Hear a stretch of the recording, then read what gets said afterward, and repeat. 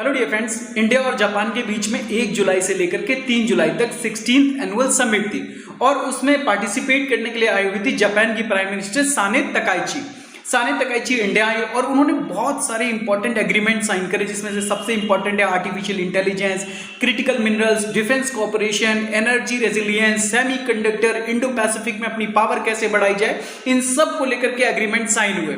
लेकिन सबसे चौंका देने वाली बात यह है कि चाइना का रिएक्शन आया है। चाइना का रिएक्शन क्या आया है कि चाइना का ये रिएक्शन आया है कि दो कंट्रीज कोई भी इस तरीके का कोऑपरेशन ना करें आपस में जो कि किसी तीसरे कंट्री को टारगेट कर रहे हो, और कोई भी ऐसे एक्सक्लूसिव ब्लॉक्स ना बनाए, मतलब इंडिया और जापान आपस में इस तरीके के एग्रीमेंट साइन ना करें।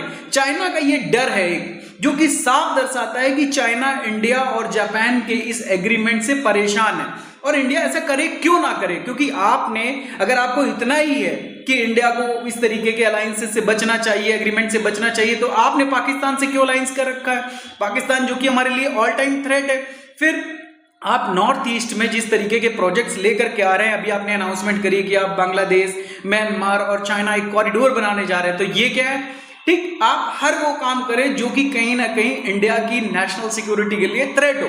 लेकिन इंडिया अगर ऐसा कुछ भी करता है तो आपको प्रॉब्लम होती। और आपका एक सबसे बड़ा डर भी है जापान से, क्योंकि पास्ट आपका ऐसा है कि जापान ने आपको बहुत अच्छे से कूटा है और आपके अंदर जापान का डर है। और आपको यह भी मालूम है कि इंडिया आने वाले टाइम का मैन्युफैक्चरिंग पावर है, जो कि आपके लिए चैलेंज हो सकता है, क्योंकि जिस तरीके से आपने पूरी दुनिया को डोमिनेट कर रखा अपनी मैन्युफैक्चरिंग यूनिट से, अब दुनिया उससे कहीं ना कहीं उसका सब्स्टिट्यूट ढूंढ रही है। फिर अगर चाइना का एक तो ये सबसे बड़ा डर है कि उसका सब्स्टिट्यूट तैयार हो जाएगा, और जापान जिसने लगातार अपनी जो डिफेंस पॉलिसीज है उसमें चेंज कर रहा है, वो आर्टिकल, मुझे शायद उसका नाम नहीं याद आ रहा, आर्टिकल 5 है या आर्टिकल 9 है, जिसमें चेंज करा है जापान ने। अब वो क्या करेगा कि जो लीथल वेपन बनाने की टेक्नोलॉजी है वो और कंट्रीज को भी शेयर करेगा, और उस लिस्ट में इंडिया है।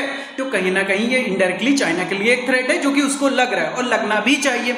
सो फ्रेंड्स, आपको क्या लगता है कि क्या ये जो जापान और इंडिया की एग्रीमेंट हो रही है, ये चाइना के लिए सबसे बड़ा सरदर्द साबित होगी और इंडिया और जापान के लिए एक बहुत बड़ा बूमिंग या ये कह दे कि रेवोल्यूशनरी स्टेप होगा दोनों की फ्रेंडशिप में? और लास्ट में जाते जाते आपसे एक फैक्चुअल क्वेश्चन है कि जस्टिस राधा विनोद पाल, इनको जापान में बहुत रिस्पेक्ट से देखा जाता है और इनके नाम से वहां पर रोड भी है। वो क्या रीजन है जो इनके नाम से वहां पर रोड है, उसको कमेंट में लिखिए, इसके बारे में पढ़िए। फिर आपसे वही लास्ट में, कोई भी वीडियो देखिए, किसी बड़े चैनल का देखिए, छोटे चैनल का देखिए, लेकिन उससे रिलेटेड जो भी उसमें बताया गया है उससे रिलेटेड आर्टिकल्स को जरूर पढ़िए। इस तरीके के एनालिसिस के लिए हमारे चैनल को सब्सक्राइब करिए।